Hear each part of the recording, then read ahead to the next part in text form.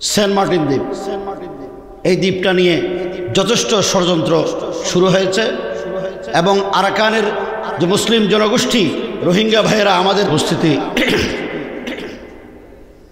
আমরা যে মিশনারি আগ্রাসনের শিকারে পরিণত হচ্ছি,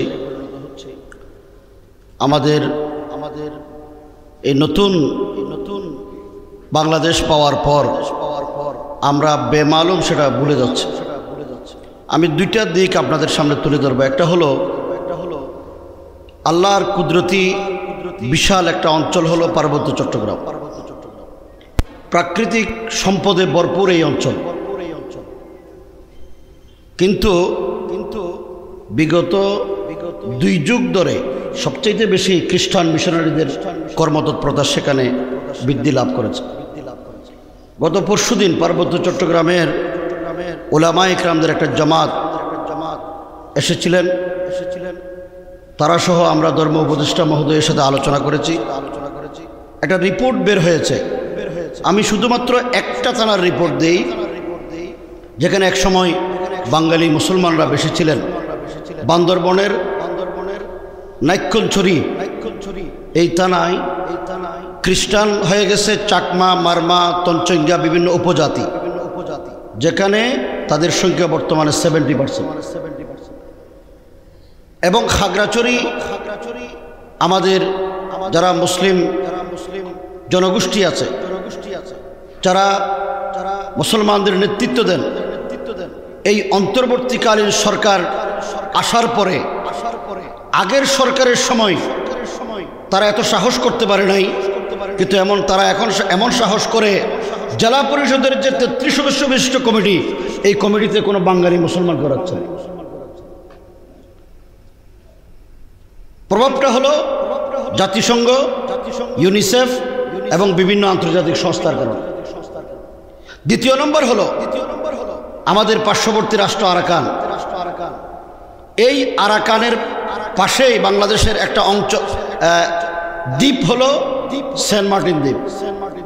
এই দ্বীপটা নিয়ে যথেষ্ট ষড়যন্ত্র শুরু হয়েছে এবং আরাকানের যে মুসলিম জনগোষ্ঠী রোহিঙ্গা ভাইয়েরা আমাদের দেশে আসতে বাধ্য হয়েছেন, তাদের ভিতর থেকেই কিছু নতুন সন্ত্রাসী গোষ্ঠীকে তারা উস্কানি দিচ্ছেন, যার কারণে আমাদের দেশের বিভিন্ন অঞ্চলে এরা নানা অকারেন্সের সাথে জড়িত হচ্ছে এবং বাংলাদেশের স্বাধীনতার সার্বভৌমত্বের একটা বিশাল অংশ পার্বত্য চট্টগ্রাম কক্সবাজারকে বিচ্ছিন্ন করার চক্রান্ত শুরু হয়েছে।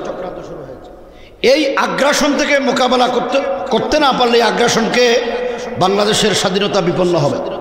আমি উলামা ইকরাম, এখানে দিনদার মুসলমান ভাইয়েরা আছেন, মুরব্বীরা আছেন, অনুরোধ করব যে বাংলাদেশ বহুমুখী আগ্রাসনের শিকার। এর ভিতরে একটা বড় আগ্রাসন হলো আমাদের বাংলাদেশে মধুর নামে বিষ ঢুকিয়ে দেওয়া হচ্ছে জাতিসংঘ মানবাধিকার কমিশনের নামে। কত বড় স্পর্ধা! বাংলাদেশের আইনে স্পষ্ট উল্লেখ আছে ফৌজদারি দণ্ডবিধি 1860 ধারার 377 অনুচ্ছেদে বলা হয়েছে অপ্রাকৃতিক যৌন সম্পর্ক অথবা সমকামিতা শাস্তিযোগ্য অপরাধ। এটা ফৌজদারি আইন। কিন্তু এই আইনকে লঙ্ঘন করে, এই আইন বহাল থাকা অবস্থায় বাংলাদেশে এলজিবিটিকে প্রমোট করা যারা করে তাদেরকে সহযোগিতা করা হচ্ছে। তাদেরকে মানবাধিকারের নামে আমাদের দেশে তাদের ভিত্তি স্থাপন করার চক্রান্ত শুরু হয়েছে জাতিসংঘ মানবাধিকারের নামে। এই অবস্থায় উলামা ইকরামদেরকে শক্ত হাতে তা মোকাবেলা করতে হবে। এটা মোকাবেলা করতে না পারলে আগামী দিনে আমাদের পারিবারিক বন্ধন থাকবে না। মুসলমানদের যে সামাজিক ঐতিহ্য, আল্লাহর পবিত্র বিধান বিবাহ বন্ধন, সেটাকে ধ্বংস করে দেওয়া হবে। যার ইচ্ছা যেমন তা হবে। আপনারা শুনে আশ্চর্য হবেন, এই যে কয়েকদিন আগে একটা এনজিও সংস্থা জরিপ করেছে বাংলাদেশের, আমার বলতে লজ্জা লাগে, আমাদের দেশের যারা সিভিল সোসাইটি এলিট শ্রেণী, যারা নিজেদেরকে দেশের মালিক মুখতার মনে করে, তাদের ছেলে মেয়েগুলো কি অবস্থায় আছে, পারিবারিক বন্ধন আছে না নাই, তারা নিজেরাও জানে না। কয়েকদিন আগে টেলিভিশনে একজন বিশ্ববিদ্যালয়ের প্রফেসর বলল, বিশ্ববিদ্যালয়ের ছাত্রীরা বর্তমানে লিভ টুগেদারে বিশ্বাসী অধিকাংশ। সুতরাং এটা বড় আগ্রাসন, আমাদের পারিবারিক বন্ধন ধ্বংস করে দিবে। উলামায়ে ইকরাম যদি শক্ত হাতে তা মোকাবেলা না করে, মুসলমানদের জেহনিয়তকে যদি পরিবর্তন করার চেষ্টা না করে, তাহলে আমাদের যে এই ভয়াবহ পরিস্থিতি থেকে উত্তরণের কোনো পথ আমাদের নাই।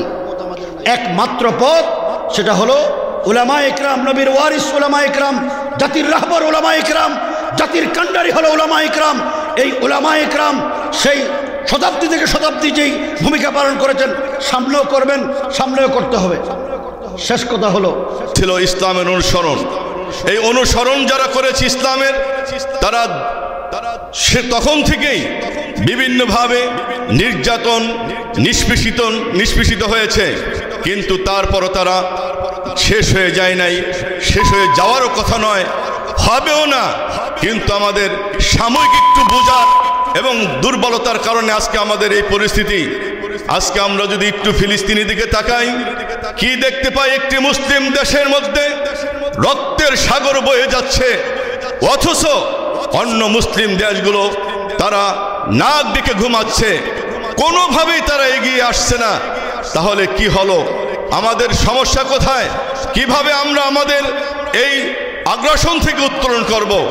আজকে আমাদের আমিরে সালিকিন মাওলানা গোলাম রহমান রহমাতুল্লাহ আলাইহি ফাউন্ডেশন কর্তৃক যে একটি বাস্তবসম্মত একটি ভূমিকা এখানে এনেছেন, আজকে যদি আমরা এর দিকে অগ্রসর হই, এদিকে তাকাই, আগামী দিনে আমরা পথ চলি, ইনশাআল্লাহ আমি মনে করি বাংলাদেশের এই ভূমিকা থেকে, এই এজেন্ডা থেকেই সারা বাংলাদেশে সমস্ত মুসলিম উম্মাহ জাগ্রত হবে এবং এই আগ্রাসনের কবল থেকে বিশ্বের যে যা করুক না কেন, বাংলাদেশের মধ্যে মাদারপুর থেকে আমি মনে করি এই আলোকে আমরা ইনশাআল্লাহ আগামী দিনে যদি পথ চলি, তাহলে আমাদের আর শুনতে হবে না ওই ফিলিস্তিনির বাবাহারা মাহারা সন্তানের আত্মনাদ, শুনতে হবে না সন্তানহারা মায়ের আহাজারি, সন্তানহারা বাবার কান্নার আমাদের কানে শুনতে হবে না।